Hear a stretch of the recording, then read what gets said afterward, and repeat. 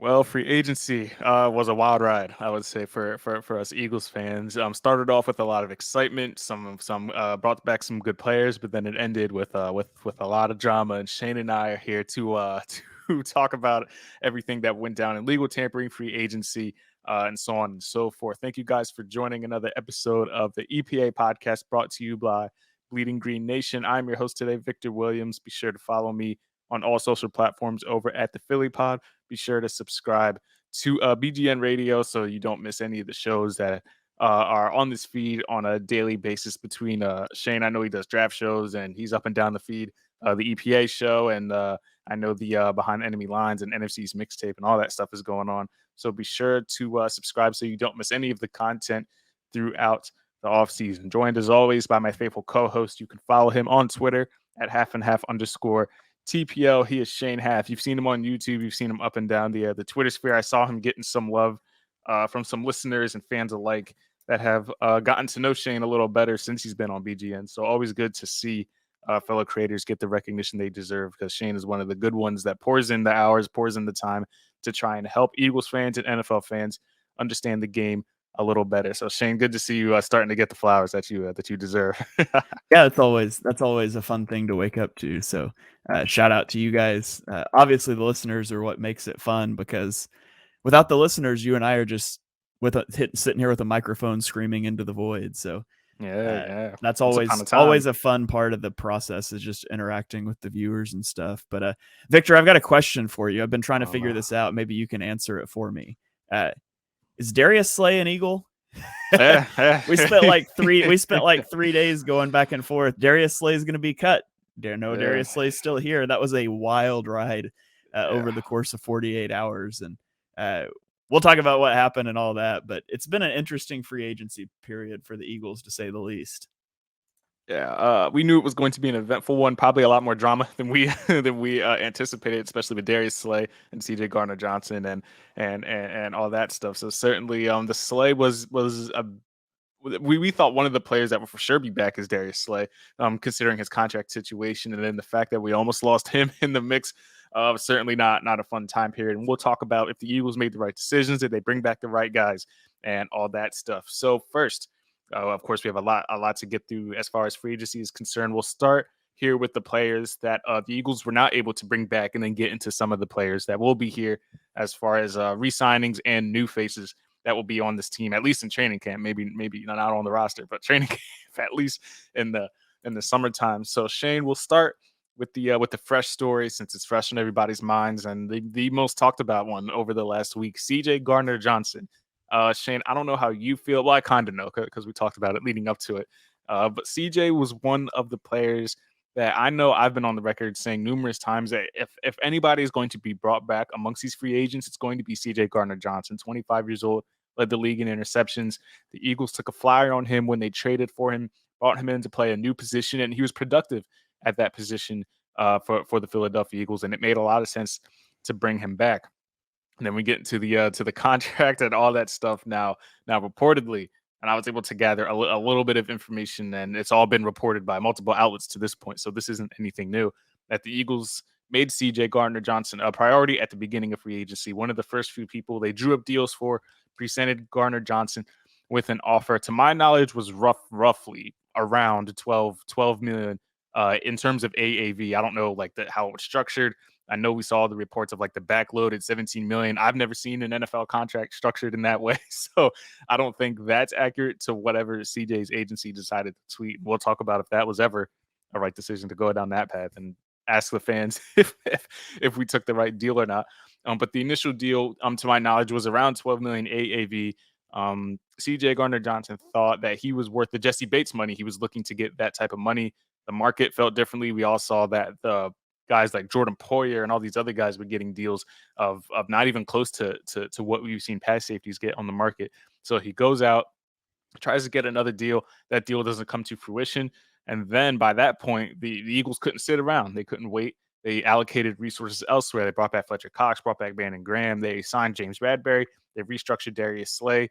By the time CJ comes back, that money isn't there anymore. And then CJ, I assume, he comes off as a prideful individual, didn't want to come crawling back to the Eagles, takes another one-year deal elsewhere. that being the Detroit Lions. And after a year where he kind of proved it, he has to prove it again. Albeit this time not without 2 all-pro corners in front of him, not with a defense that had a record-setting 70 sacks. And now teams will get a good look at him and see if he can replicate that kind of production with a not as great defense in front of him. We'll see what happens. So at the end of the day, the Eagles aren't able to bring back CJ Gardner-Johnson, Kayvon Wallace, and Reed Blankenship are starting safeties as of this recording. And we'll see what other moves that they decide to make there. So Shane, your takeaways from this whole saga, from the initial contract offer, I don't think the Eagles even attempted to match it, despite what some of the reports say. I think by then they had already moved on. It's over. It's done with. We don't really care at this point. We tried to bring you back. You didn't want it. This is where we're at. So is this a guy that, regardless of anything, the Eagles should have worked diligently to try to bring back? Or are you, I don't want to say happy with the outcome, but are you content with the way this thing kind of played out?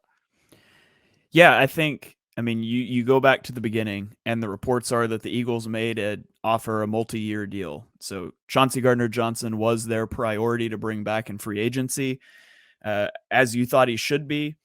I wanted Chauncey Gardner-Johnson back, but it becomes pretty clear that Chauncey Gardner-Johnson wants Derwin James, Mika Fitzpatrick, Jesse Bates money.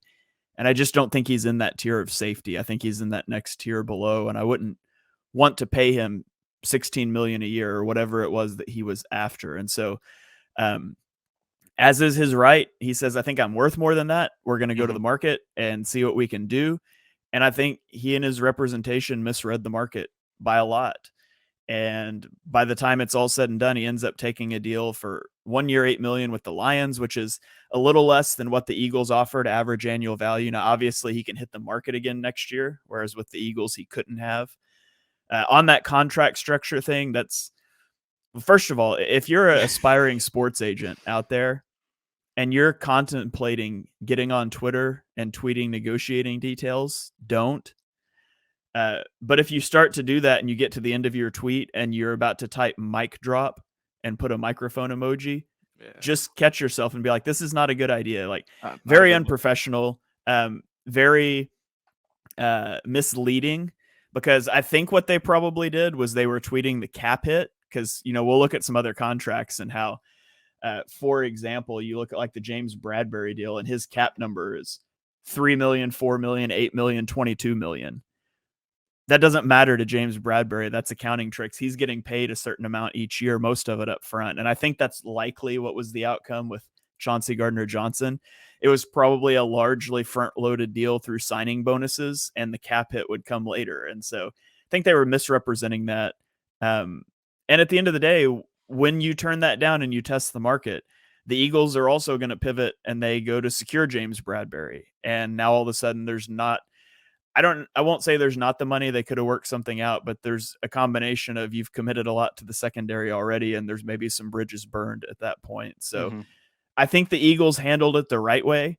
I think obviously Chauncey Gardner-Johnson's agents did not handle it the right way, and they all misread the market, as we did. I mean, I didn't think that he would sign for $8 million a year. I was talking like 12, 13 million is where I would be iffy about wanting to bring him back at that. And obviously the league didn't think he was worth close to that.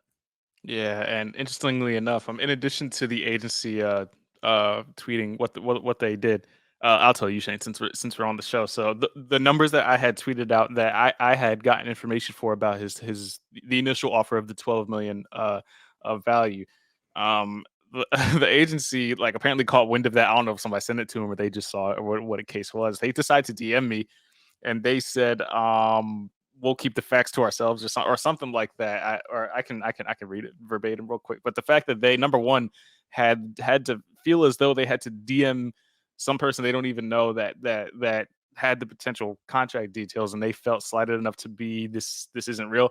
And then to the point where that you misread the market, and the deal that you were able to secure your client wasn't one that you thought you would be able to get throughout the season, that you had to go and tweet about it is not. I've never seen an agency do that. I've never seen an agency, whoever the person is, I've never seen that ever in the time that I have been doing work in this industry. So that was new information to me, that agencies decide that they can tweet out contract details and ask Twitter if they made the right decision. If you have to second guess it, probably wasn't a good decision. So this is where we're at. And it's not to say that Detroit is a bad landing spot for him. Aaron Glenn knows him very well. They're an aspiring team in the NFC.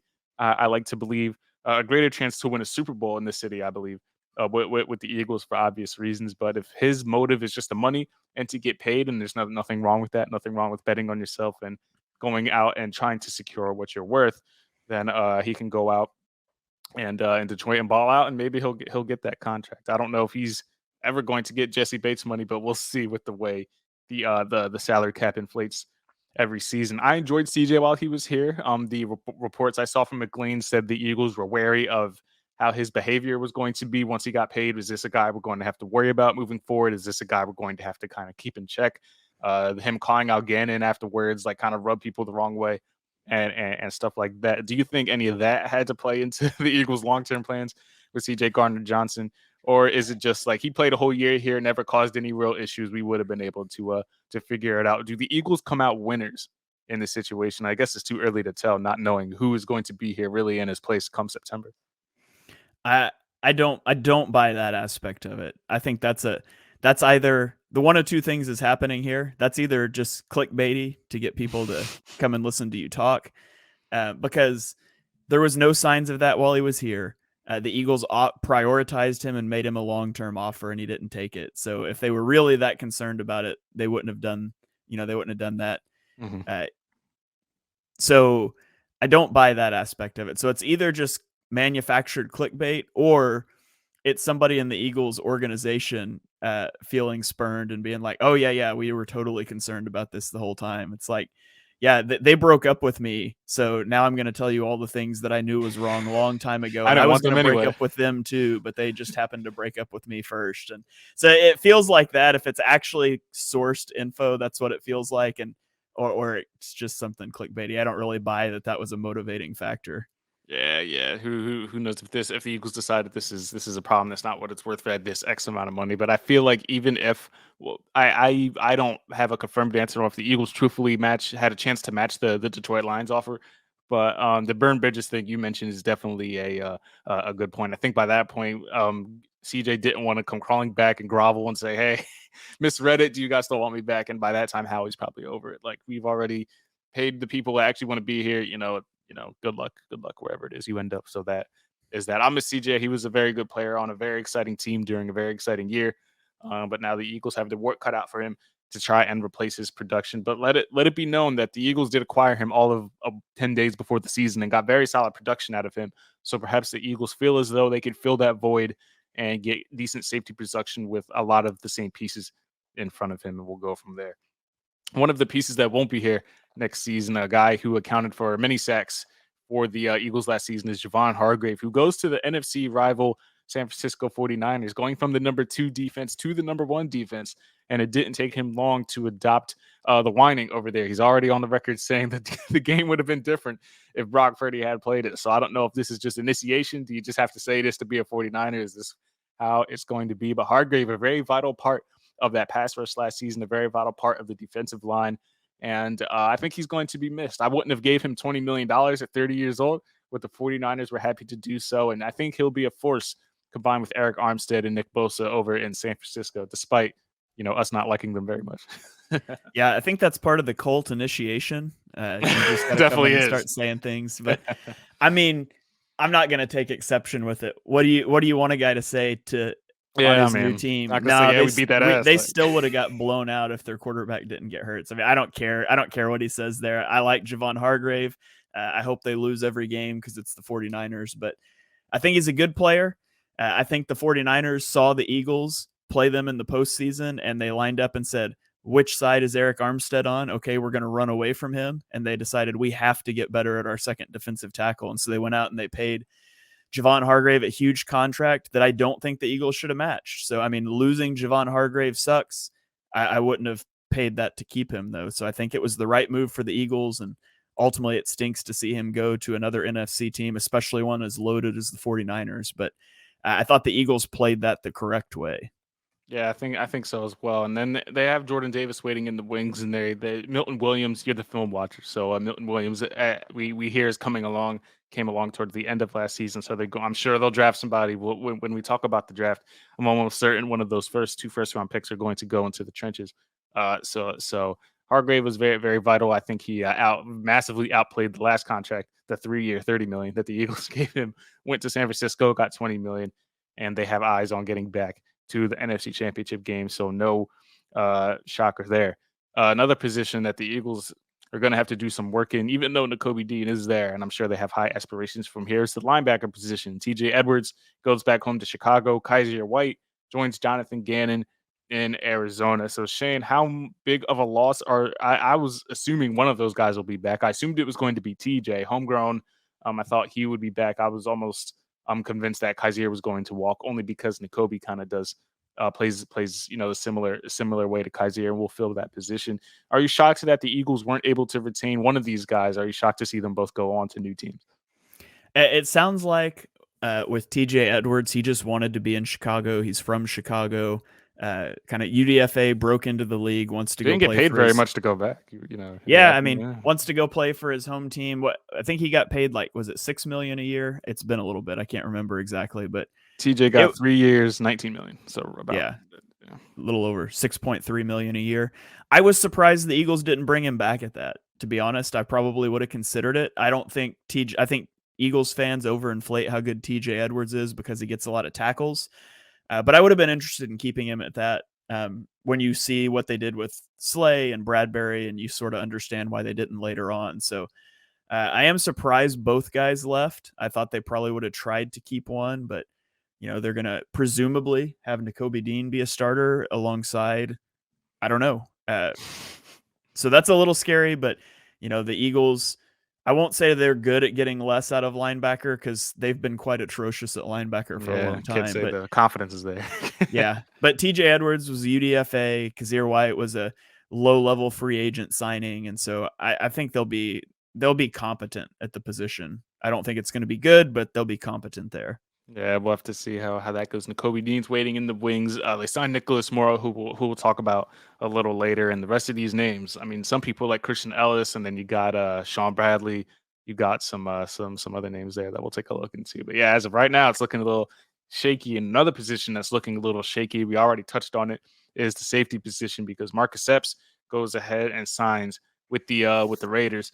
So as of today, your starting safeties, if the league was to start tomorrow, which it doesn't, but if the year was to start tomorrow, Kayvon Wallace and Reed Blankenship are your starting safeties. So Marcus Epps leaves, and now the Eagles have two voids. Well, I guess you could say one, since we can assume that Reed will be in one of those positions. But Shane, is Reed ready to be a full-time starter? How concerned should we be on the back end of this secondary? They returned their premier corners, which is great, but how concerned should we be on the back end in Sean Desai's new defense? I think Blankenship will be okay. He's in the same place that Marcus Epps was a year ago, where he had played a little bit and he flashed, and you just wonder if he can sustain that across volume, and we're going to find that out. Marcus Epps was able to. Hopefully Reed Blankenship will be able to as well, but there's no denying that safety is a hole, and besides starting safety being a hole, there's absolutely no depth. And so the Eagles like safeties with corner background. Josiah Scott's cross-trained at safety. Avonte Maddox played safety his rookie season. So maybe they mess around with something like that as well. But I do expect them to make moves at safety, probably both in free agency and through the draft. Yeah, they're going to have to. Brian Branch is a popular name, and there's some other names that are going around in the draft as potential fits for the Philadelphia Eagles. So we're gonna have to keep an eye on that position. It's a little shaky. There's definitely worry. The worry that's across Eagles fans right now is warranted. So let's all hope that they can figure out what's going to happen at that position. Now, the name that was lost on the offensive side of the ball, a move that we all figured was coming, especially after Rashad Penny was signed, was Miles Sanders going to the Carolina Panthers on about a 4 years worth of $25 million. So just a bit over $6 million a year. Some fans are upset that we didn't bring him back at that price, but we all know the way the Eagles roll. We know how Howie Roseman rolls. He quickly found a replacement at much, much cheaper in Rashad Penny if he can stay upright. We'll talk about him a little later on. But Shane, not a whole lot to talk about this move. We saw it coming. We knew it was going to happen, but it still hits kind of a soft spot, especially since we saw Miles kind of grow up here. Finally got his 1,000-yard season last year, disappeared in the Super Bowl, and that is pretty much the that signifies how his career kind of went, or his tenure in Philadelphia. But kind of sad to see him go. all the same, even though it was expected. Yeah, I've been preparing myself for Miles Sanders to leave for 2 years because I 2 years. knew the Eagles wouldn't pay him. So he was a fun player, albeit a frustrating player at times to watch. I think he's going to fit well in Carolina. I really like what Carolina's doing, by the way, this offseason, which this isn't a Panthers podcast, but they're putting the right pieces in place for their rookie quarterback. The Eagles were never going to sign Miles Sanders to a 4-year deal worth over $6 million a year. It just wasn't going to happen. So, and I was really pleased. We'll get into Rashad Penny, but I was really pleased with the replacement they brought in. Mm-hmm. Yeah, that's very boomer bust. So we'll talk about him later on and the kind of impact that he may have behind this offensive line. So Miles, yeah, we all been protected from it. His deal with Carolina is 4 years, $25.4 million. He got $13 million guaranteed, 5.9 signing bonus, and guaranteed roster bonus of $2 million. So go get paid in Carolina. He reunites with is Deuce. It's Deuce over there, right? Deuce Staley. Yeah, I think Deuce is there, and is it Deuce? Yeah, I think he is there. I think he's running back coach / like assistant offensive designer or something like that. Yeah. So let's go real night with him over there, and that's a good deal for him. And then the entire Eagles backfield is currently cheaper than Miles' new contract. So that tells you kind of how Howie thinks about his running back room and where the value is in the offense. The system relies on the offensive line, not the runners behind it. So it made sense that they would move on from Miles Sanders, despite his best efforts to try and not beg his way back, but he was on Instagram voicing his desire to remain in Philadelphia. But we knew how that was going to shake out. One more guy that left and went elsewhere. Another move we all expected because number one, he doesn't really fit systematically what the Eagles do, and number two, just because we know his desires to start somewhere else. QB Gardner Minshew going to the Indianapolis Colts with Shane Steichen on a 1-year deal worth $3.5 million. So probably would have gotten more if he won one of those 2 games to clinch a playoff berth. And Jalen Hurts had to come back in the final week to wrap it up. Dump 30 points on the Cowboys, look good in that, and then just a very pitiful showing against the Saints. And if you win that game, the Eagles are probably sitting at the 7th overall pick right now instead of 10th. And Jalen Hurts doesn't have to come in that final game. Gardner Minshew goes 0-2 in his 2 games he started for Philadelphia this year. Probably dampened his asking price a little bit, but he goes to the Colts with a chance to start. We all assume they're going to draft a quarterback. Gardner Minshew says he has no expectations when he goes there, but we know how he was when he kicked the door down after that Jets game, asking what he could do to be a starter. Never caused any issues, never rubbed anybody the wrong way. But we assume that Gardner Minshew is going to at least compete to start. And maybe if they draft a guy like Levis or Anthony Richardson or whatever the situation is, it will allow Indianapolis not to have to throw their man into the fire too early. Yeah. Gardner Minshew, good riddance. I was glad we had him as a backup quarterback until Wish I could say it was fun, but it was never fun. So.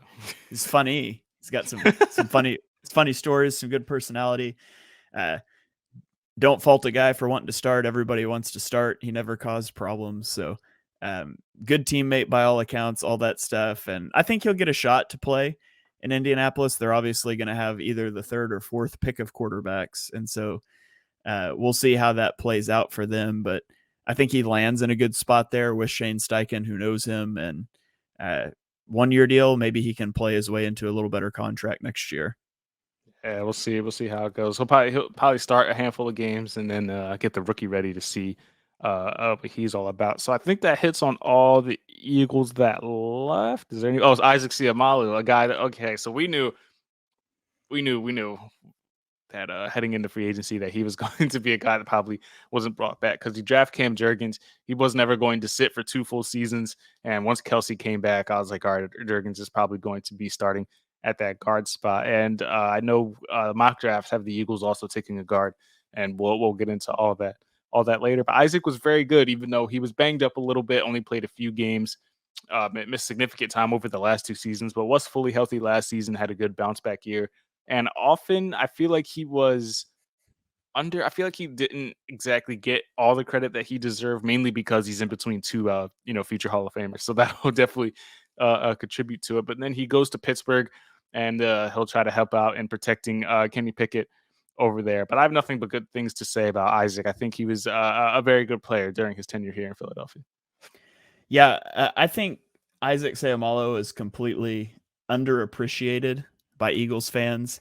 I think what sticks in their mind is I can't remember who it was that just abused him early one season, got like 3 sacks, and then he got benched. And that's like the permanent perception of Eagles fans of Isaac Seumalo. But he came back off of that and he became a very good player, very quality starter, above average offensive guard who just happens to play between 2 Hall of Famers. And so he doesn't quite get his flowers there.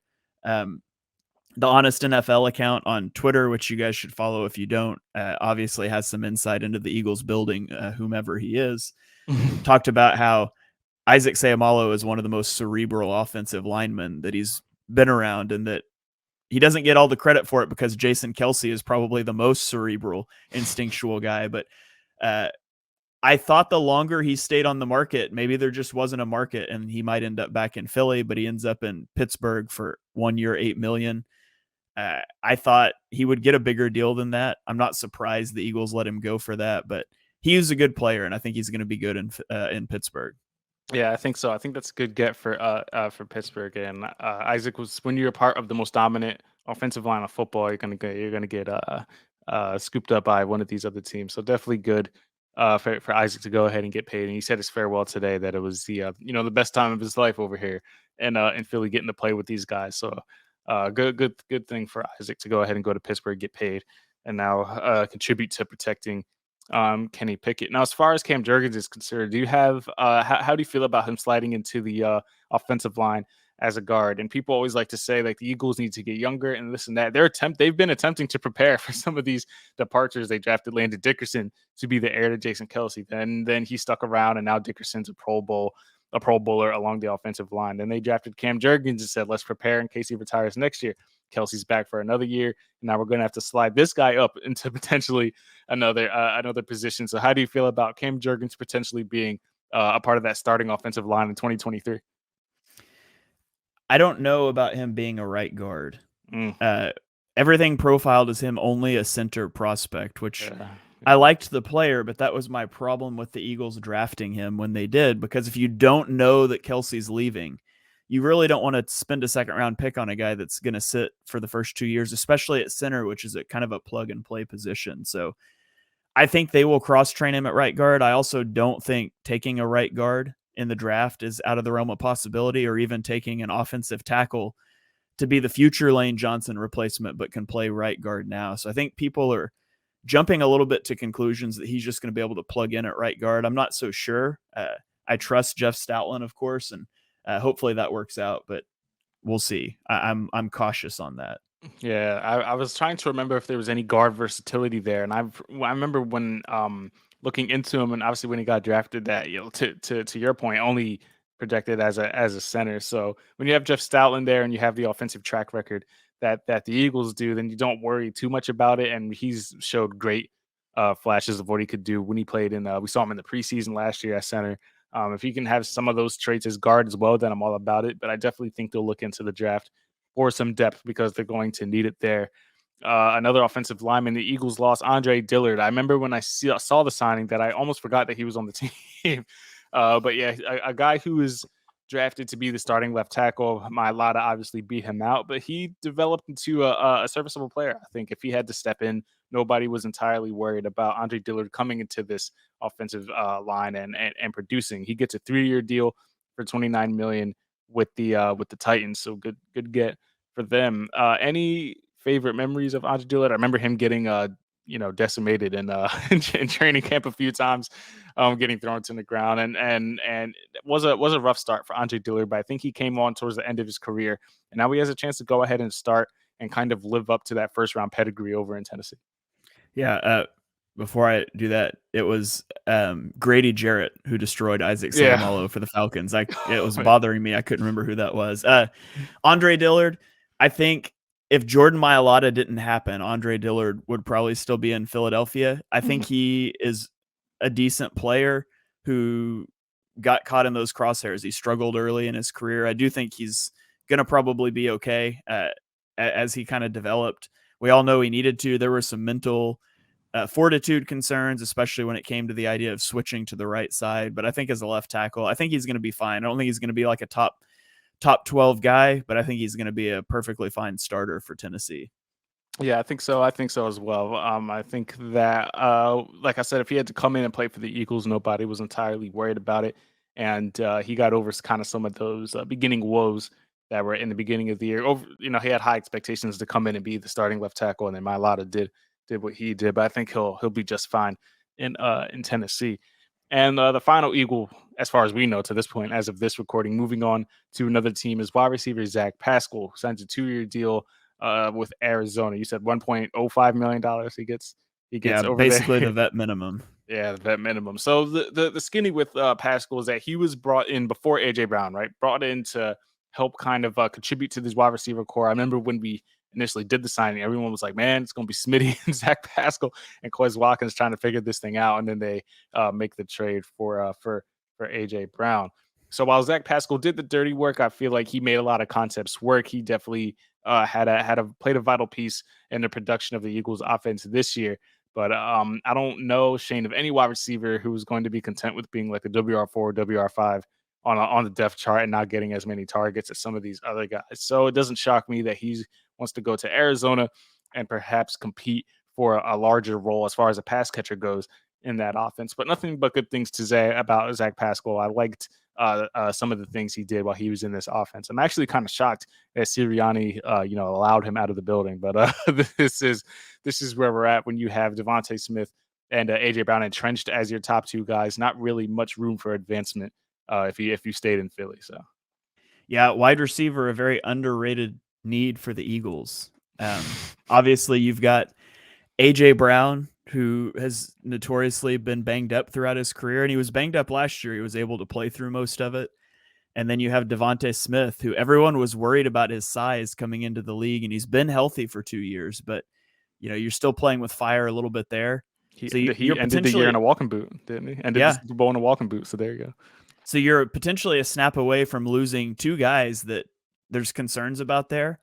Let me read you the Eagles wide receiver depth chart behind those two guys. You got Quez Watkins, Greg Ward, Britton Covey, Devin Allen, and Tyree Cleveland. And I don't even know who Tyree Cleveland is. I've never heard his name before. So Eagles playing with fire at wide receiver right now. They're two very talented receivers, nothing behind it. And I do think you're going to see that addressed in the draft. I think they're going to bring some receivers into this building, into this room, just to help flesh that out, because it's very abnormal. And it's the same way at corner, by the way. Two really good corners, not a lot behind that. And it's very rare that you're going to keep two 30-plus-year-old corners healthy and keep an injury-prone wide receiver and such a small wide receiver healthy. The Eagles were very lucky last year with injuries. They were very top-heavy roster, and they do need to flesh that out a little bit this season. Hey, we don't get Deion Kane love. No Deion Kane. Is he still hanging around, not on the roster? No. I'm not sure. He's not listed on the ESPN depth chart. So he man, probably practice is squad. Probably. Which there's technically not a practice squad, so he's probably on the roster, but I honestly don't know. Hey, he was pretty good in the preseason. But yeah, to your point, top heavy. You're not going to get the same luck with as far as health is concerned. Next season, we'll talk about some of the guys who are going to desperately need it come 2023. So that about summarizes the guys that all but left the team: Zach Pascal, Isaac Seumalo, C.J. Gardner-Johnson, Gardner Minshew, Miles Sanders, Kaiser White, Marcus Epps, Andre Dillard, Javon Hargrave, T.J. Edwards are all guys who won't be a part of this team next season, in addition to your coordinators Jonathan Gannon and Shane Steichen. So we can make the argument that they allowed replaceable pieces to walk. They brought back vital pieces and this and that, but there are some very important guys who won't be here next season, and you can't ignore that fact. Shane, any last words for these guys? It was a fun year, and I'm definitely going to miss some of these guys. Especially CJ is going to be tough for me. He was one of the more fun players to watch, even though he's kind of being sour about it now and deleting tweets and whatever the attitude he has now. But he's a guy we'll miss, a guy at a premium position at a young age who we definitely could have extended for the long term. But timing works out kind of with these things, and the timing didn't entirely work out for the Eagles in this scenario. But who would you say you're going to miss the most before we go to break and talk about some of the guys who stayed? Yeah, it'll be Chauncey Gardner-Johnson. Fun player that I liked all the way back to the draft. Wanted the Eagles to draft him when he came out and couldn't believe he fell to the 4th round. Was ecstatic when the Eagles got him. I think he's a tone setter on the back end of your defense. For sure. And for all the things I said about him this season that I stand by, I think people overinflated how good he was because of interceptions, and turnovers are largely luck based, being in the right place at the right time. He was still a fun player to watch. He contributed people. His personality is epitomized in that last drive in the Super Bowl when the Eagles need the ball back, and you get him flying downhill and just plastering Isaiah Pacheco at the line of scrimmage. And that's the kind of player he was, reckless abandon. So he was fun to watch play, and I will miss him. I wish him most of the best in Detroit until we face off in the playoffs. Yeah, it was a fun ride for that. So we'll wish him the best, moving forward. Him and Eagles fans are kind of going at it right now, but it's going to be tough because next offseason, you're a year older. I don't know the probability of you getting 6 interceptions again, and you're not like, well, I don't want to say likely not, because I think Detroit is ascending, but like a Super Bowl team, it's hard. Like if your value isn't that high this time around, what makes you think it's going to be higher next year? But maybe the market will be different, and we'll see kind of what happens there. We're going to go to a break real quick. When we come back, we'll talk about the players that the Eagles did re-sign, as well as some of the new faces that we will be seeing in 2023, or at least in training camp. Keep it locked right here, guys, to the EPA podcast right here on BGN Radio. We'll be right back with you.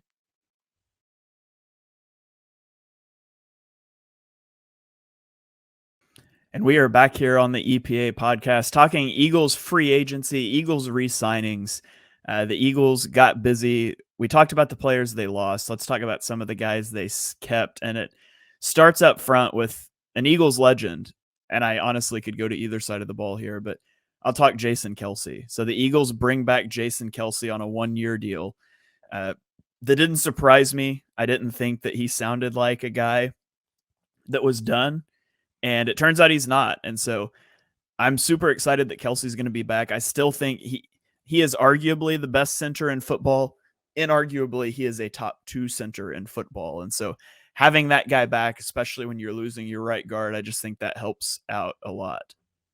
Yeah, I feel like the way the year ended, that it was all but certain that Jason Kelce was going to come back. He made it known last offseason that he came back solely for Jalen Hurts. Jalen Hurts makes football fun for him. I want to see where this kid is going to go. And as close as they got, the Eagles did last season, I always felt like Jason Kelce was going to come back and at least give it one more crack to see if they can get back to the big dance and finish it off in 2023. His 1-year deal was for $14.25 million. Now, I think Kelce deserves a blank check. I mean, whatever he asks for to bring him back, you do it. I did see some fans a little timid or a little upset at the contract he was given. $14 million is, nothing to scoff at. I think you just pay the man whatever he wants. But Shane, what are your thoughts on that contract? 1 year, $14.25 million for Jason Kelce to return to the team next season. Yeah, pay him whatever he wants. I don't care. Who's the highest paid center in the league right now, actually? Like, where does he rank as far as he's still the highest paid, I'm sure. Yeah, probably so. I'll look it up here. But yeah, I don't have a problem with that at all. I think you pay him whatever he wants. He's the best center in the league. He's a weapon in the running game. The way the Eagles use him, you're in a Super Bowl window. You want this guy back if he wants to play and can play at a high level, and he definitely can. Yeah, part of me did think he's kind of getting to the media side of things now. His podcast is doing well. Maybe he'll retire and just, tell stories. But I think podcasts kind of do better while you're playing. People are anticipating to hear the stories during games, after games, and his new heights really took off during the season, especially when you have a guy as charismatic as Travis Kelce to do it with. So I'm so excited to see Jason Kelce come back to the team. They're going to run it back along that offensive line with one new piece, probably Cam Jurgens, and we'll see how that goes. I think, Shane, the run it back theme is kind of what took over this offseason. At one point, we were going to see a lot of new faces, and now we're going to see a lot of same faces come back and try to replicate the magic that they got in 2022. And on the defensive side of the ball, that notion reigns true with Brandon Graham coming back on a 1-year deal worth $6 million. So like you mentioned, you have one legend coming back on the offensive side of the ball, and you're getting a fan favorite, one of the greatest Eagles, returning in 2023 on a 1-year deal as well. Yeah, loved Brandon Graham coming back. I always thought he would come back, and I always thought it would probably be a pretty team-friendly deal. So he had his best season last year in a decreased role, and I think you're going to see the Eagles try to do that again this season. They're going to try to coax as much out of him for as long as he wants to play, and we'll keep taking those deals. So I thought he could have got more money somewhere else, but I'm glad he decided to come back to Philly because it would be hard to see him in color swaps. Yeah, from what I heard, Cleveland was pretty interested in Brandon Graham as well as Fletcher Cox. Now Fletcher Cox got some deals, some pretty substantial offers from other teams. The Jets, we heard was one of them, and Fletcher Cox comes back on a 1 year, $10 million deal. I personally think Fletcher Cox should have retired 2 seasons ago. Now I know he had 7 sacks last year because he was part of that great defensive line, but man, this guy just keeps coming back for one more, one more dance. So he returns. And essentially, a lot of people are saying like if you didn't want to match Chauncey Gardner-Johnson's 1 year $8 million deal, why would you give Fletcher 1 million or 1 year $10 million? And I want to say that defensive tackle is a premium position, especially pass rushing ones. They're one of the more expensive players on the market. So I think that bringing back Fletcher for 1 million or 1 year $10 million is a not a bad deal, especially when you already lost Javon Hargrave. You're going to have to still fill in the middle of that D line somehow. Yeah, the whole thing with Fletcher Cox, I mean, that comes down to timing as well. They were already committed to Fletcher Cox before the Chauncey Gardner-Johnson thing happened, but I wasn't a fan of it. His play is not worth $10 million a year. That was not, they represented that as a hometown discount. That was not a hometown discount. He's not a $10 million a year player. At this stage in his career, Fletcher Cox has no interest whatsoever in playing the run.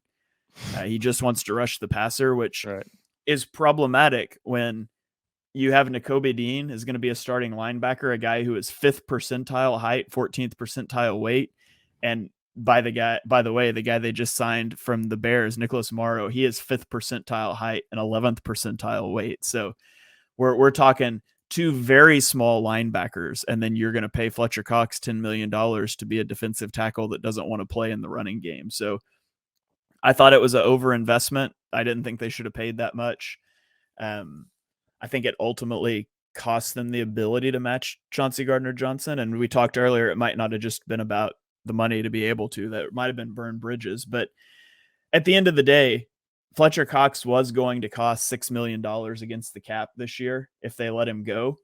And now he costs 5.7 against the cap this year since they re-signed him. So they actually end up saving a little bit of money. Now, next year, when he's not on the roster, he's going to count for $14 million against the cap. And so they're just continuing to kick that money out into the future. But I really do think they're just pushing the chips in for one more shot to win a Super Bowl before Jalen Hurts' contract extension hits. So I don't think it was the wisest allocation of resources, but I get it. I get what they're going for there. And it does make defensive tackle not as huge of a need to where you're pigeonholed into that in this year's draft. Yeah, that's definitely going to be the theme. Is like try to get back to the Super Bowl. They've made it evident that that's going to be the goal in 2023. And another move that made that even more of a reality was bringing back 2 of your premier corners from a season ago that contributed to the #1 passing defense in the NFL in James Bradberry and Darius Slay. Now, Shane, to our knowledge, we've said this already, that CJ was the priority early in free agency. Once he rejected the deal, went on the market to see what else was going on,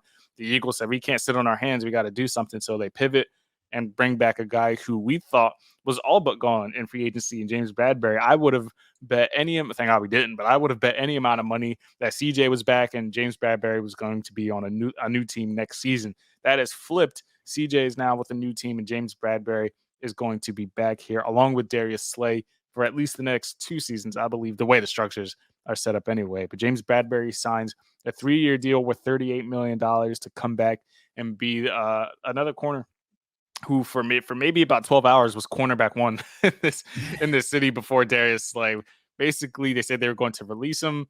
So the story is basically, I want to say that the number that Darius Slay was going to be paid this year, the $17 million, I think, was his guaranteed base salary this season. I think he went to Howie and was like, this number's not high enough because this is what you guys were going to pay me when you thought I was going to be bad, when you initially signed me and when you traded for me and signed me. So I need more money now because I'm still good. So then they try to work it out. It doesn't work. It doesn't work out. and they're going to part ways. This is the story. They're going to part ways, and Darius Slay is going to go out into the open market. He tweeted it. His wife tweeted it, who's very active in the Eagles community as well. And Darius Slay is not going to be an Eagle. This is just what was going to happen. 4 o'clock rolls around, and there's no announcement. There's no transaction. There's nothing on the wire about Darius Slay becoming a free agent.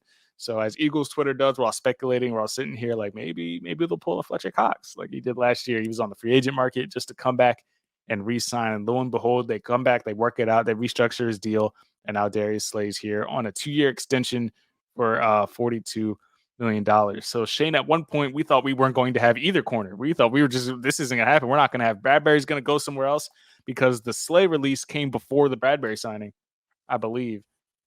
I think is what happened. So I think we knew about Bradbury before the Slay stuff started. Yeah, I might be getting the chronology messed up, but I remember being like, "Oh, both corners are going to be back, awesome!" And then it was like an hour later, they're like, "Yeah, Slay's going to get released." You're right. You're right, because I remember tweeting when the Slay release. I remember tweeting like the Slay release and saying James Bradbury is the new CB1 at Philadelphia. So we definitely knew at that point. But at one point we weren't sure if we were going to have either cornerback, and now we have both. So at least safety woes aside, and linebacker woes for the time being aside, you have 2 premier corners that are going to be good, man. You hope for at least the next season. They're older. James Bradbury will be 30.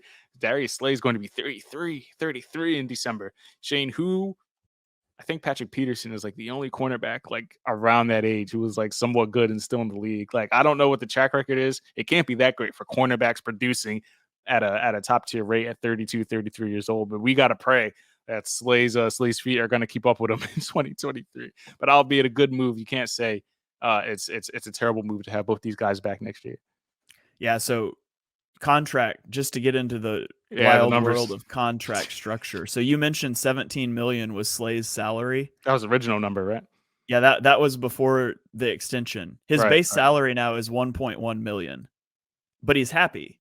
Why is he happy? Because he got a lot more money. And so that just goes back to our point earlier about Chauncey Gardner-Johnson's agent tweeting things. And like, it's misrepresentations. Like, on paper, Darius Slay's salary dropped by $16 million. Why would he be okay with that? Well, because he got a massive signing bonus that they're allowed to spread out over the 4 void years that they tacked on to the end of this contract. And so essentially before this, even that $17 million isn't the important number from the team's perspective. What's important is that he was going to count against the cap for $26 million in 2023. And so they came to him and they said, "Hey, Slay, we can't afford for you to make $26 million this year." And he's like, "Well, actually, that's funny you mentioned that because I actually want to make more because I think I've been a better player than that." And so it was a little bit of a game of chicken where the Eagles couldn't afford to cut him because if they cut him, all of that dead money is going to escalate onto the first year of the contract. So they would have saved $3 million, but they would have been paying $22.5 million for a guy that's no longer on the roster. That's obviously not ideal in a Super Bowl window. So Darius Slay wants an extension. He says, "Hey, we can change this contract, but you're going to give me more money over more years if we do it. I'm not just doing you a favor here." And the Eagles rightly didn't want to do that. And so they told him, "Why don't you go shop the market?" And they let the market break his heart and tell him nobody was going to give him that. And so they come back to the table and they work something out. And so his cap number drops from 26 million to 11 million for this year, 11 million next year, 14 million in 2025, and then a whopping $27 million dead cap hit in 2026 when that contract collapses. So I think they both did the right thing here. They went through that process the right way. They end up working things out. That said, committing large money to corners over 30 is a scary proposition. And now the Eagles are tied to Darius Slay through his age 34 season, and they're tied to James Bradbury through his age 32 season. So I think cornerback's still a big need, and I wouldn't be surprised if the Eagles address it in the first round to get some depth in behind them, some guys to develop. It's interesting you say that because I was having a back and forth with some Eagles fans on Twitter when I had said I thought that bringing back Slay and Bradbury I don't think it all but abolished them taking a corner in the first round. But then when they went ahead and signed Greedy Williams, I was like, well, that's that. Whoever is a Devin Witherspoon fan or a Christian Gonzalez fan or a Joey Porter Jr. fan, I have some news for you because now they have 2 of these spots on extended contracts, and you just brought in Greedy Williams, albeit a 1-year deal, but maybe a guy that they can hope shape and mold and can kind of have a resurgence from his good seasons in Cleveland. So man, if they still take one in the first round, I'd be pretty stunned, because I feel like they did this so that they can enrich the trenches in the first round. But I'm a big Devin Witherspoon fan, so if they find a way to still get him amongst all this and have him learn from one of the two better corners in the NFL, I certainly wouldn't be upset about it. But I do think their chances of doing so, I still think it was 50-50 even beforehand. But now that they have both of these guys, I have a hard time wrapping my mind around them potentially taking one, certainly at 10, but maybe they'll do it at 30. Yeah. Greedy Williams, I like getting him. He had a lot of tools. He never put it together. He's been injured some. Usually when those guys that are so toolsy don't work out, they just don't work out. But to bring him in on a 1-year deal, that gives you a little bit of that depth. But at the end of the day, it's still a 1-year deal. Like, if he plays good this year, he's going to want a contract. And the Eagles aren't going to be able to afford to really sign a guy to another corner to a big deal. So that's why I do still think that so much about drafting is about managing your salary cap too. It's the same thing with like, I've been talking about drafting a receiver on Twitter, and I've had Eagles fans push back, and they're like, they've got 2 wide receiver ones and AJ Brown and Devonta Smith. Why would they spend a first round pick and like a trade back on Jackson Smith and Jigba to play in the slot? And like, well, because non-Devonta Smith and AJ Brown receivers had 70 receptions last year, and they were largely wastes. And they talk about, well, how are you going to pay AJ Brown and Devonta Smith along with him? Just go sign a vet. And I'm like, well, that's a problem for 2027, because part of drafting a guy is that you get cost controlled production for 4 to 5 years, depending on if they're a first or later round pick. And so you can lock him into a 5-year deal, and you can worry about paying him in 2027. And by then, AJ Brown is 30 plus years old. And so you probably don't want to sign him to a big deal. Like, a lot of times it's cheaper to draft a guy than to go get a vet out of free agency, is what it ultimately comes down to. And so you think about cornerback and the money they're investing in Slay and Bradbury. Williams is a good depth guy. If he plays well this year, he's going to want to get paid more than you would be paying a first round pick at corner. And so I do think that factors into it. That cost control is a big part of the analysis when it comes to draft picks. Yeah, I think so as well. And they're definitely going to, money wise, they're going to have to figure out if they're going to even trade back, because like 10th overall selections get paid a decent chunk of money. So if they feel like accounting wise that, man, we kind of have to move back so that we can afford these guys, and I certainly think that moving back in the draft will be at the forefront of their minds as well when the draft does approach. My camera died, but we'll keep it moving. And one last guy that they did bring back, a familiar face, a guy that I'm trying to figure out. Well, I guess I know why we keep bringing him back, but man, Boston Scott just finds a way to stick around on this roster. 1-year deal, $2 million contract. Shane, if I told you heading into 2023 that Boston Scott makes the most money on the running back depth chart, what would your reaction be? I'd say the Eagles must be worried about the Giants in the division. They want to make sure they're good for the Giants game. Yeah, it's a lot. It's a lot. Yeah, I don't have a problem with bringing Scott back. When you let Miles Sanders walk, you bring in Rashad Penny, who's injury prone. Like, you want another guy you feel confident about. That's obviously not Trey Sermon. I would think they would look to a day 2 or day 3 running back in the draft as well. But that's a pretty small deal. I don't have a problem bringing Boston Scott back on that, just for a solid running back 3, given that running back 2 is kind of a scat back and your new running back 1's a pretty injury prone guy. Yeah, I think that's definitely going to contribute to it. But heading in there with a running back rotation of Boston Scott, who makes 1.85 million as far as his base salary is concerned. Rashad Penny, 1.35 million. Trey Sermon, 1.1 million somehow. And Kenneth Gainwell making $940,000. The total salary for that running back rotation is $5.2 million. Miles Sanders' new deal is for $6.25 million per year. So you know where how his priorities are. And it's definitely not running back. But as far as running back is concerned, talking about the new guys that they have brought in, Rashad Penny, I think, is good value, because I think that he might be the definition of boom or bust as far as signings go, because he's an explosive runner when healthy, and especially running through contact. I think that Rashad Penny can add another element to the Eagles offense, especially behind this offensive line. He had subpar blocking in Seattle when he was going nuts. I think behind this offensive line, if he can stay upright for 12 games, he has a good chance to lead the league in rushing, I think. Yeah, absolutely. Rashad Penny is, he is such a talented runner, and he's been so banged up, and obviously that's a big deal. He broke his leg last year. Now, fortunately, he did it early in the season. Injury, yeah, it's a tough injury. Fortunately, he did it early in the season, so he's had a lot of time to recover. Fortunately. Yeah. Fortunately for, I guess, us, not him. But I think it's a good signing. Over the last 2 years, he's led the NFL in yards per carry after contact at 4.43. That's astounding. And he did it behind a not very good offensive line. He's good in pass protection. Okay, I wouldn't say he's good in pass protection. He's a better pass protector than Miles Sanders. It's better than what we have. Yeah. Yeah, and so I think he helps out a little bit there. Now, Seattle did use a lot of pass protecting backs, so they started taking him off the field in those situations. But this was a fun thought experiment I did, and this isn't like good analysis you can actually use. But if you take his yards per carry after contact, 4.43 over the last 2 years, and you take Miles Sanders' yards per carry before contract, which was 4th in the league last year at 3.2, if you combine those, you get 7.6 yards per carry, which has never been reached by any running back in the Super Bowl era. Now, obviously, you can't do that. That's not how statistics work, but just a thought experiment of how maddening it was sometimes for Miles Sanders to dance behind the line and not hit his hole and go.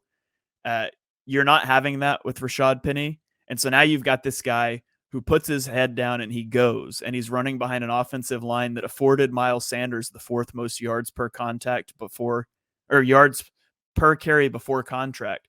And now you've got this guy that's a threat to break out after contact too. Like, if Rashad Penny stays healthy, he will easily lead the NFL in rushing yards next year. Easy. It won't even be close. Yeah, I think so. To end his 2021 season, 4 of the final 5 games Rashad Penny played in, he rushed for over 135 yards. I remember when he was going electric that season. I also remember Ronald Darby bouncing off of him en route to the end zone in that game. So I definitely have some not so fond memories as an Eagles fan of Rashad Penny running all over the place. So yeah, the injuries have been tough. They have been tough. The medical staff has got their work cut out for him as far as injuries are concerned. You got Rashad Penny, who has a hard time staying on the field. You have Marcus Mariota, whose shoulder is banged up all over the place. You're going to have to figure out how you're going to keep these guys healthy, because last year's, like we mentioned, health-wise, I don't know if we're going to repeat that. We got extremely lucky, which is why the Super Bowl loss is still so hard to swallow at times, because you're not going to get that kind of luck as far as injuries are concerned every year. But if like we said, if Rashad Penny stays upright, 12, 13 games, he's going to rush for 1,400 yards. And I'm excited to see what he can do with Jalen Hurts. Shane, as far as the backup quarterback is concerned, a prophecy 8 years in the making. We all knew it was going to happen at some point, just not in the year that we wanted it to. And I know Chip Kelly is somewhere thinking like they finally got their guy. It just wasn't me that did it. But Marcus Mariota signs with the Philadelphia Eagles. I believe the contract is at $5 million. Is it 5? Let me find it. Yeah, it was 5 or 5.5. But yeah, I definitely remember the 5. It is a 1-year deal. Yep, $5.0 million contract. So the Eagles get their backup, a guy who can potentially run the offense, the RPO style. I'm not going to say a little better, much better than Gardner Minshew ever could. So if for whatever reason Jalen Hurts is unavailable for a certain amount of time, Mariota will be the guy to step in. There is something to be said about, like, obviously it's all rumors, I can't confirm, but Mariota took his ball and went home after he was benched for Desmond Ridder last season. I don't know the full details of that, but from the people I've spoke to that have been around that organization, Mariota seems like a stand-up guy. Seems like he's eager to coach Jalen Hurts what he knows, and he doesn't make many exciting plays, but I think he'll be functional enough to where if Jalen Hurts has to miss like 4 games, I think he can go 500 in those games if he had to start. Yeah, so much of their offense is built on RPOs and read options, and you saw when Gardner Minshew played that it wasn't respected at all, and so throughout the the running game it just died. And so now you don't have to reinvent your playbook if Jalen Hurts has to miss a game. Marcus Mariota can largely do the same things. Now, he doesn't have the arm to take the vertical shots necessarily that Hurts does.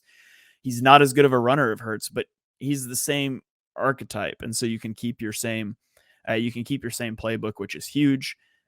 Obviously, he's got some injury concerns, so you're going to be hesitant to run him 15 times in a game if Hurts is out for an extended period. But the threat of him running, He gives you just enough juice as a runner that you don't have to change everything. So I think it's a good signing.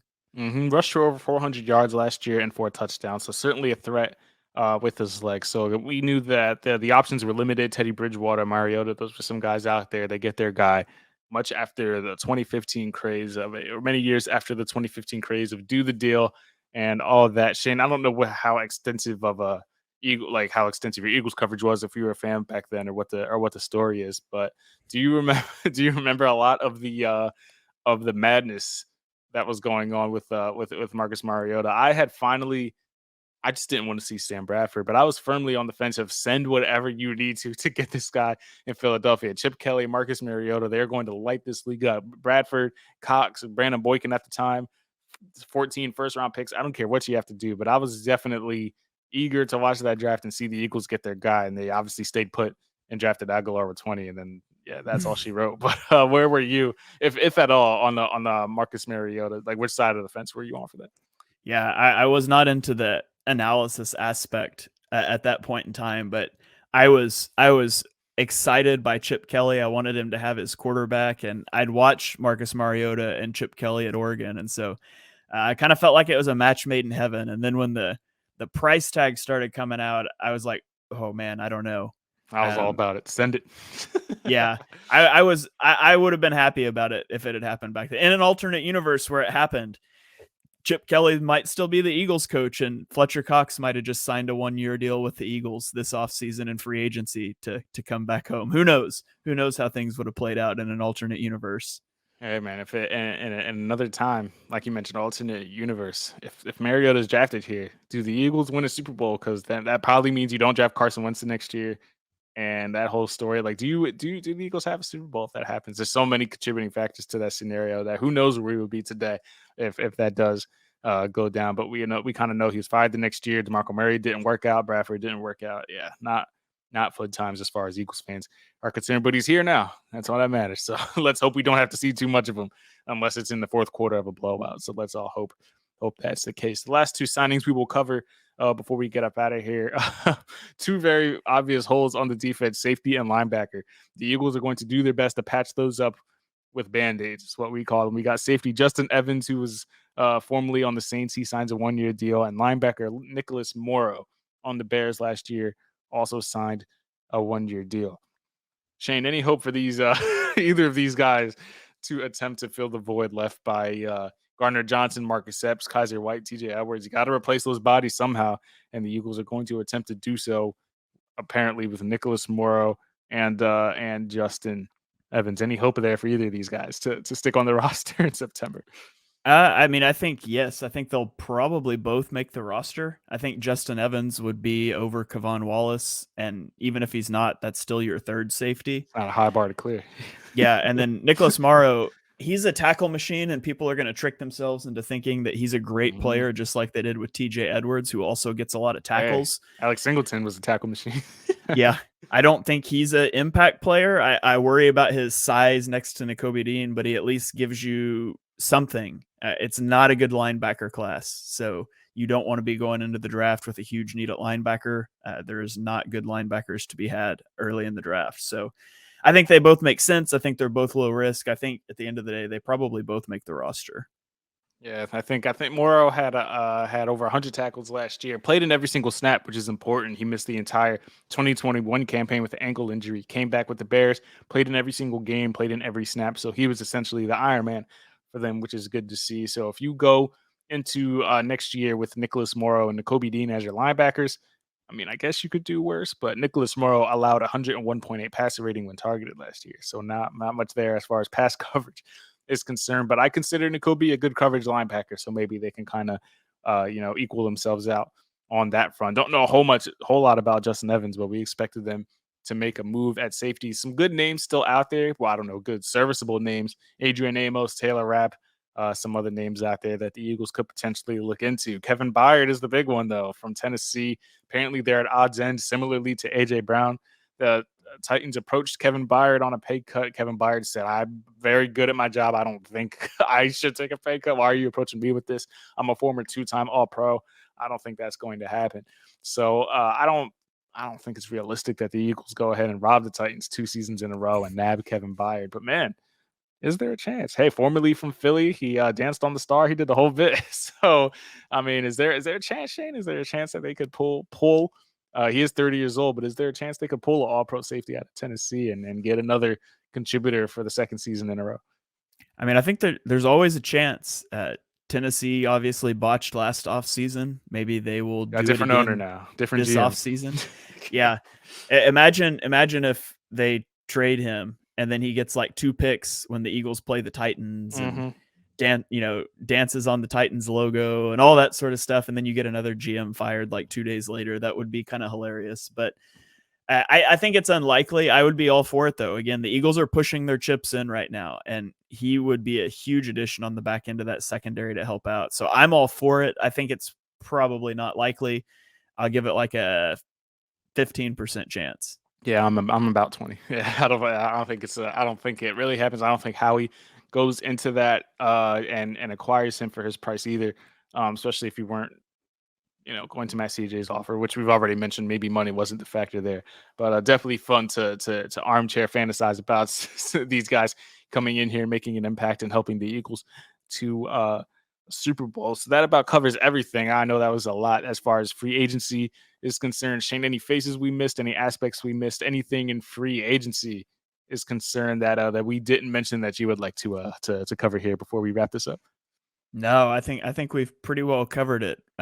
Marathon podcast over about the off season here, but I think we about hit it all. Yeah, other pods like had him out every single day covering stuff, and I was like, man, I don't think I got it in me to hop on here every day talk about everything that happens, because the minute you put it out, it's outdated. Something else already happened. So at least and I want to see the full picture too. Like, imagine if I'd done a podcast right after the Bradbury re-signing and that Slay news coming out. I was like, yeah, okay, they're making Bradbury CB1, Slay's leaving, and then immediately that doesn't happen. So it's nice to see like the whole picture of what they were trying to do.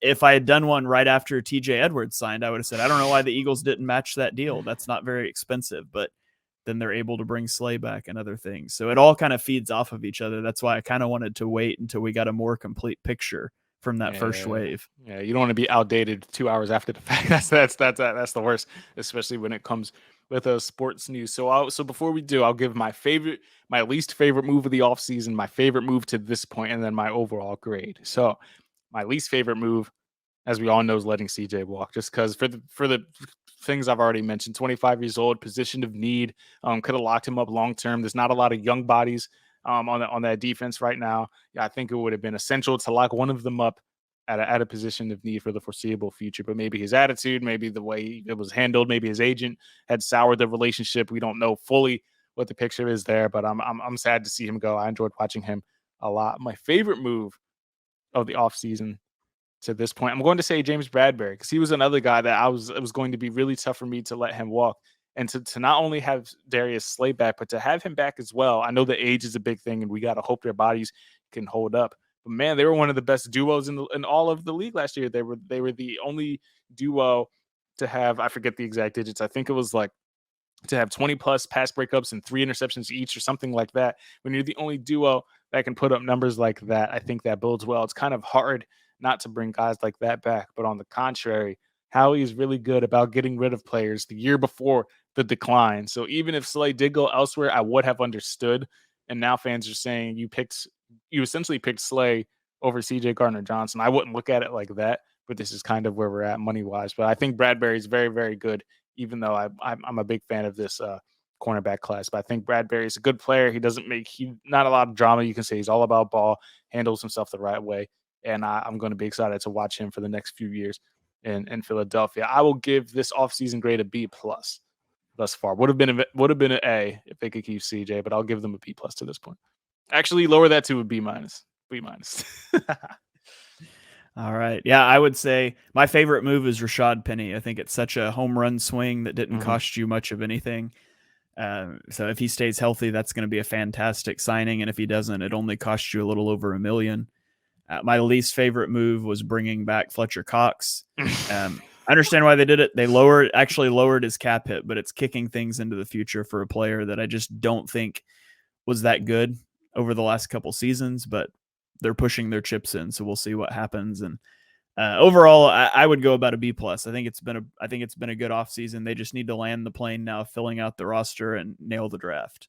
Yeah, I think that's good, and extend Jalen Hurts. When I'm waiting for the day. We haven't heard a peep about it since, but that extension has to be on the horizon. Get ahead of Joe Burrow, get ahead of Justin Herbert, get ahead of Lamar. Whatever's happening with Lamar Jackson, get ahead of that too. Pay your man and get into the draft, and then finish out the roster in the summertime. That Howie always does. There'll be some blockbuster move at the end of August that'll solidify this roster, and I'm eager to see everything that happens between now and then. Thank you guys for checking out this episode of the EPA Podcast, brought to you by Bleeding Green Nation. Be sure to subscribe on all pod platforms: Spotify, Stitcher, Apple, iHeartRadio, wherever it is you get your shows. Be sure to subscribe. Leave those 5-star reviews. Each and every one does help with the exposure of BGN Radio. Shane, let everybody know where they can catch you and the content. I've even lost count of what you're doing on YouTube these days, but let everybody know what's going on for the draft and the off season, and where they can catch all of your projects. Yeah, you can follow me on Twitter at halfandhalf_TPL. I'm on YouTube at Shane Haff NFL. Obviously, I'm on the BGN Draft Pod, so check that out. I'm finishing stacking my big board, and I'm going to start releasing videos for my. I haven't decided if it's top 75 or top 100 yet next week, but I'll have videos coming out every week detailing like 10 players at a time. So with highlight reels and all that, so you guys can go check that out on my YouTube. Yes, sir. Be sure to go ahead and check that out. If you, want to learn more about just the general game of football and who to look out for in the draft, who you should root for the Eagles to draft, and to pick your draft crushes and your draft gems, be sure to go ahead and check those out. How many people are on that big board? Is it 100? Yeah, I'm finishing up wide receivers right now, and I'll have like 105, but there's a few guys I want to go back and get reports up for. So I haven't decided if I'm going to commit to the top 100 videos or do like 75, but I think I'm going to do top 100. So it'd be like 20 prospects a week with the videos coming out. Each prospect video is going to be 220 or less. So I can post them straight to Twitter on draft night, but I'll combine like my number 91 through 100 prospect, and it'll be like a 20-minute YouTube video. So that's kind of what I'm thinking. I've been working on it a lot. There hasn't been a lot on my YouTube because I've been watching a lot of film, writing reports, but I'm excited to start getting stuff put out again. Yeah, that'll certainly be something to keep on. I'm actually writing up my first Eagles only mock draft this week. I waited till after all the free agency was over so that we could really get a clear picture on who the needs are going to be, what the Eagles approach is going to be. So eager to write that. You guys can catch that at thelibertyline.com. I'm Victor Williams. Be sure to follow everything over at the Philly Pod. We will catch you guys when the next news drop. Who knows these days? You got to stay up 24 hours to keep up with whatever the Eagles are doing. And potentially we'll go over our favorite draft prospects. Maybe we'll do a mock draft, something coming up in the coming weeks. But thank you guys for checking this out. We'll catch you guys on the next one. Peace out from the BGN Podcast. Go Birds.